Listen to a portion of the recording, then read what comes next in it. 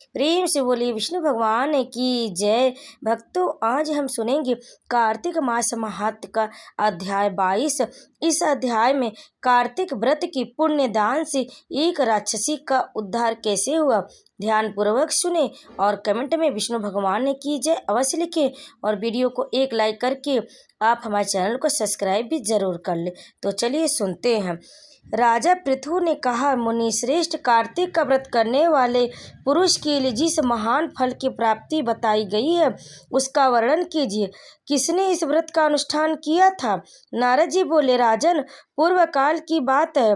साह पर्वत पर करवीरपुर में धर्मदत्त नाम के एक धर्मज्ञ ब्राह्मण रहते थे, जो भगवान विष्णु का व्रत करने वाली तथा भली भांति श्री विष्णु पूजन में सर्वदा तत्पर रहने वाले थे। वे द्वादशन मंत्र का जाप किया करते थे। अतिथियों का सत्कार उन्हें विशेष प्रिय था। एक दिन कार्तिक मास में श्री हरि के समीप जागरण करने के लिए वे भगवान के मंदिर की ओर चले। उस समय एक पहर रात बाकी थी। भगवान के पूजन की सामग्री साथ लिए जाते हुए ब्राह्मण ने मार्ग में देखा, एक राक्षसी आ रही है। उसकी आवाज बड़ी डरावनी थी। टेढ़ी मेढ़ी दाढ़ें, लपलपाती हुई जीभ, धसे हुए लाल लाल नेत्र, नग्न शरीर, लंबे लंबे होठ और घर घर शब्द, यही वह हुलिया थी।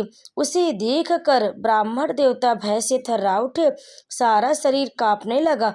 उन्होंने साहस करके पूजा की सामग्री तथा जल से ही उस राक्षसी के ऊपर रोष पूर्वक प्रहार किया। हरि नाम का स्मरण करके तुलसी दल मिश्रित जल से उसको मारा था, इसलिए उसका सारा पातक नष्ट हो गया। अब उसे अपने पूर्व जन्म के कर्मों के परिणाम स्वरूप प्राप्त हुई दुर्दशा का स्मरण हो आया। उसने ब्राह्मण को दंडवत प्रणाम की और इस प्रकार कहा, ब्राह्मण, मैं पूर्व काल के कर्मों के कुपरिणाम वश इस दशा को पहुंची हूँ। अब कैसे मुझे उत्तम गति प्राप्त होगी? राक्षसी को अपने आगे प्रणाम करते तथा पूर्व जन्म के किए हुए कर्मों का वर्णन करते देख ब्राह्मण को बड़ा विस्मय हुआ। वे उससे इस प्रकार बोले, किस कर्म के फल से तुम इस दशा को पहुंची हो? कहाँ से आई हो? तुम्हारा नाम क्या है तथा तुम्हारा आचार व्यवहार कैसा है? ये सारी बातें मुझे बताओ। कलहा बोली, ब्राह्मण, मेरे पूर्व जन्म की बात है। सौराष्ट्र नगर में भिक्षु नाम के एक ब्राह्मण रहते थे। मैं उन्हीं की पत्नी थी। मेरा नाम कलहा था। मैं बड़ी भयंकर स्वभाव की स्त्री थी।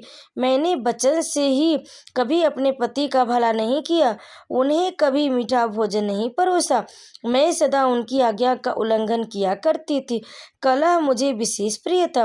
वे ब्राह्मण मुझसे सदा उग्निग्न रहा करते थे। अंततः मेरे पति ने दूसरी स्त्री से विवाह करने का विचार कर लिया।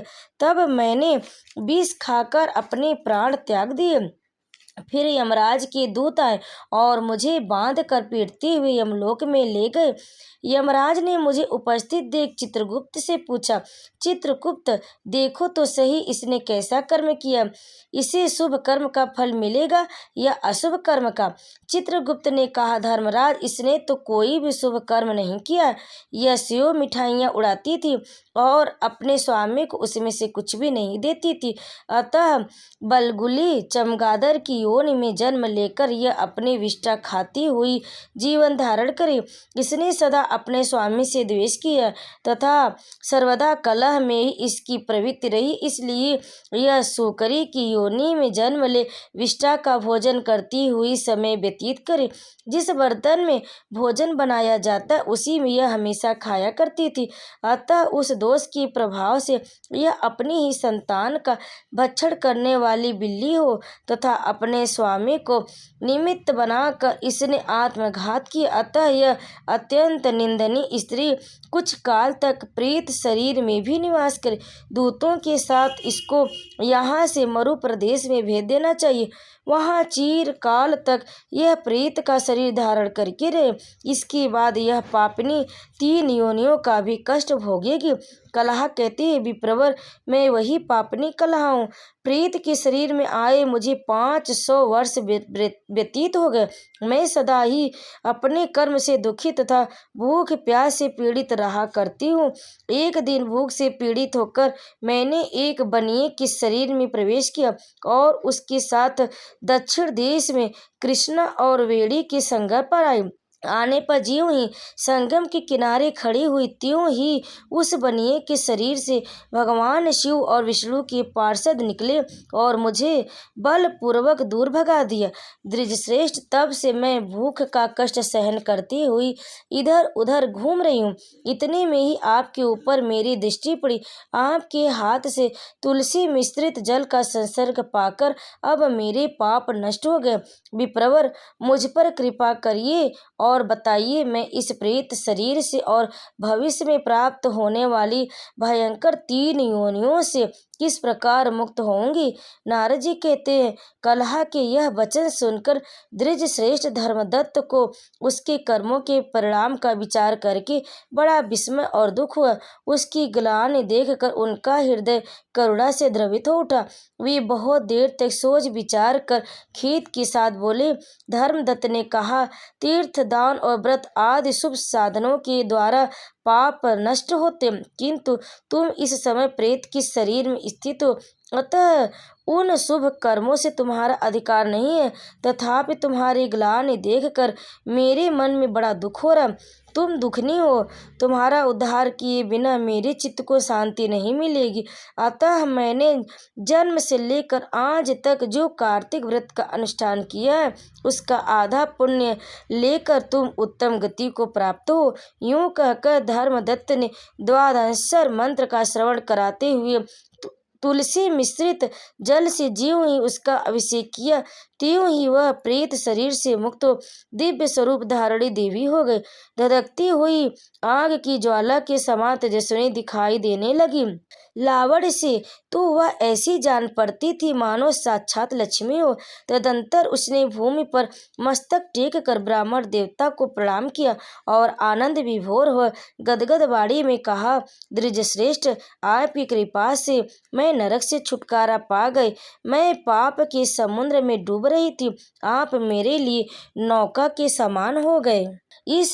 वह इस प्रकार ब्राह्मण देव से वार्तालाप कर ही रही थी कि आकाश से एक तेजस्वी विमान उतरता दिखाई दिया। वह श्री विष्णु के समान रूप धारण करने वाले पार्षदों से युक्त था। पास आने पर विमान के द्वार पर खड़े हुए पुण्यशील और सुशील नामक पार्षदों ने उस देवी को विमान पर चढ़ा लिया। उस समय उस विमान को देख धर्मदत्त को बड़ा विस्मय हुआ। उन्होंने श्री विष्णुधारी पार्षदों का दर्शन करके उन्हें साष्टांग प्रणाम किया। ब्राह्मण को प्रणाम करते देख पुण्यशील और सुशील ने उन्हें उठाया और उनकी प्रशंसा करते हुए यह धर्मयुक्त वचन कहा। दोनों पार्षद बोले, द्विजश्रेष्ठ, तुम्हें धन्यवाद, क्योंकि तुम सदा भगवान विष्णु की आराधना में संलग्न रहते हो। दीनों पर दया करने का तुम्हारा स्वभाव है। तुम धर्मात्मा और श्री विष्णु व्रत का अनुष्ठान करने वाले हो। तुम बचपन से लेकर आज तक जो कल्याण में कार्तिक का व्रत किया है, उसके आधे का दान करके दूना पुण्य प्राप्त कर लिया। तुम बड़े दयालु हो।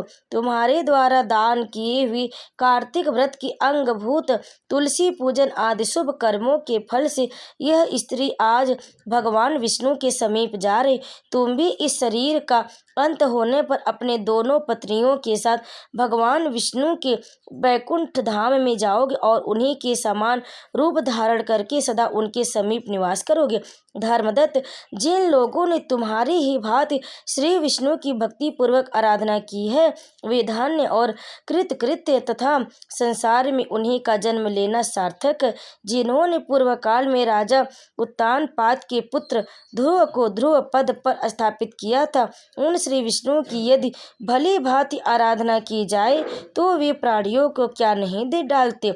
भगवान के नामों का स्मरण करने मात्र से देहधारी जीव सद्गति को प्राप्त हो जाते हैं। पूर्व काल में जब गजराज को ग्राह ने पकड़ लिया था, उस समय उसने श्री हरि के नाम स्मरण से ही संकट से छुटकारा पाकर भगवान की समीपता प्राप्त की थी और वही अब भगवान का जय नाम से प्रसिद्ध पार्षद है।